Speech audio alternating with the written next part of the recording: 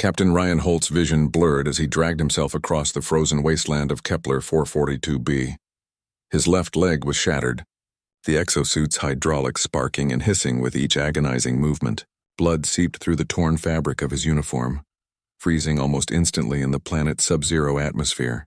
Behind him, the wreckage of his drop pod smoldered, a twisted monument to humanity's failed first contact mission. He had been sent as a diplomat, an olive branch extended across the stars. Now he was prey.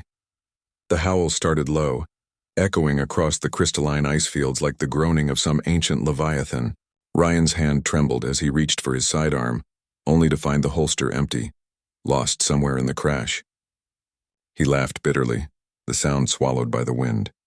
3 years of diplomatic training, 5 years in the Colonial Marines, and this was how it ended. Alone.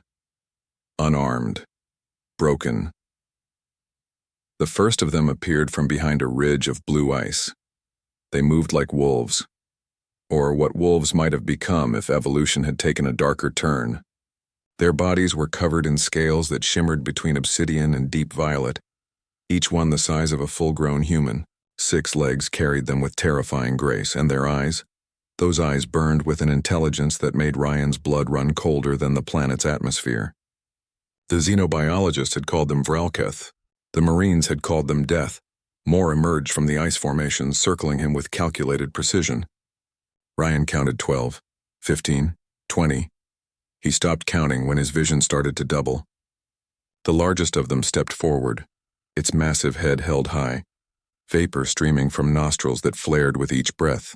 This had to be the Alpha, Vaska. Ryan had read the reports, studied the intercepted transmissions. The Vralketh weren't mindless animals. They had language, culture, territories. They had names. And Vaska was a name spoken with either reverence or terror, depending on which side of the ice fields you stood. The Alpha approached slowly, each footfall crunching through the frozen surface. Ryan pressed his back against a chunk of his crashed pod, trying to make himself smaller, trying to disappear. It didn't work. Nothing worked against creatures that could smell fear across kilometers of frozen tundra. Vaska stopped 3 meters away, lowering his massive head until those burning amber eyes were level with Ryan's own. The captain could see his reflection in those alien orbs, a broken, bloodied human at the end of his rope. He thought of Earth, of the green hills of Ireland where he'd grown up, of his sister's laugh, of coffee that actually tasted like coffee instead of recycled protein paste. "Do it," Ryan whispered, his voice cracking. "Just make it quick." But Vaska didn't move.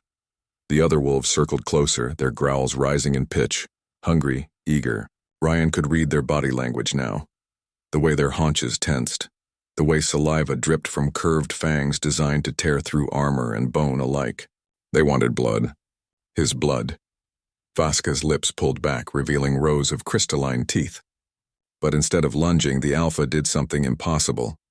He turned his head and snarled at his own pack.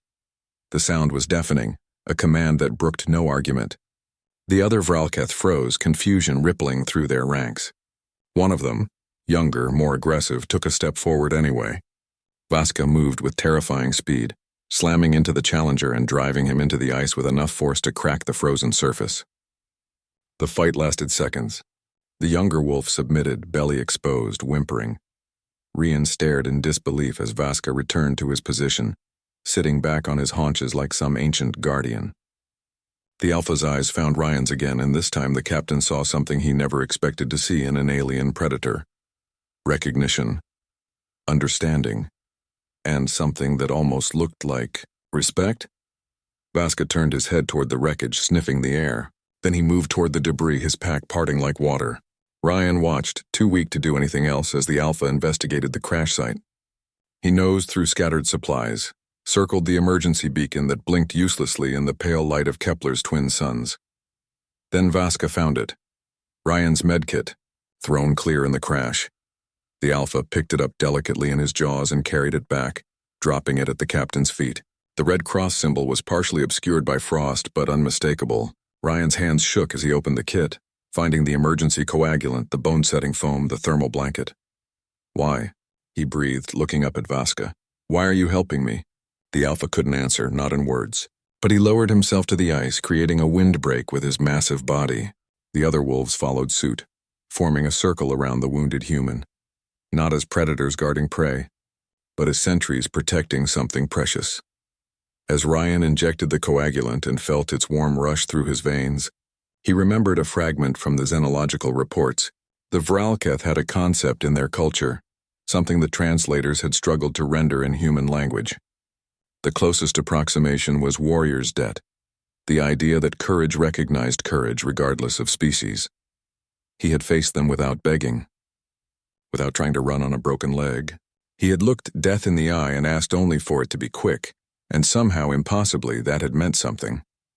The emergency beacon continued its pulse, calling out across the void. Help would come eventually. The colonial fleet didn't abandon its people. Until then, Captain Reinhold huddled beneath his thermal blanket, surrounded by alien wolves who had chosen mercy over instinct, protected by a predator named Vaska, who understood that some things transcended the ancient laws of hunt and survival. In the frozen wastes of Kepler 442b, where humanity had expected to find only death, they had instead discovered something far more profound: the universal language of honor, spoken between species separated by millions of years of evolution, united by a single moment of impossible choice.